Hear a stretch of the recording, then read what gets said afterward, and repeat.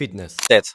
Është pak e mbi kërkuar për nëse bën një kontent vërtet angazhues dhe kreativ, siç bën këtu, atëherë vërtet do ja dalësh. Prej kohësh në këtë fushë funksionon shumë mirë formati vizual dhe sinqerisht ecë shumë bar nëse je thjesht konsistent. Psikologji. 8.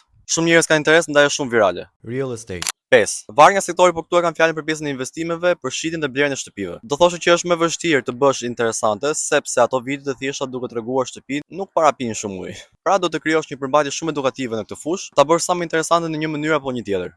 Finance. 9. Një nga të preferuarat e mia. Personalisht mendoj që është jashtëzakonisht shumë e lehtë këtu sepse ke rezultate. Sidomos me videot krahasuese. Të gjithë duan të krijojnë pasuri. Shumë njerëz janë të interesuar për investimet, kështu që është një fushë fantastike për të rritur. Business. 3.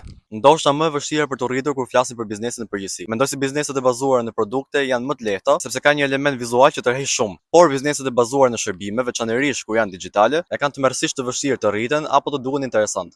Gjithsesi ka plot mënyra kreative si t'ja dalësh, thjesht duhet të jesh shumë i zgjuar dhe në fund fare ja vlen plotësisht. Hair and makeup. 9. Jashtëzakonisht shumë e lehtë për ta bërë argëtuese dhe tërheqëse për publikun. Social media marketing. 5. Vetëm nëse e di mirë se çfarë po bën. Por mendoj se me kalimin e kohës bëhet gjithnjëherë më vështirë. Jam i bindur që mund ta bëj pa problem, pa marrë parasysh se ku ja fillon. Unë kam nisur të postoj në këtë llogari mos gaboj para 3 muajsh dhe shiko ku jemi sot.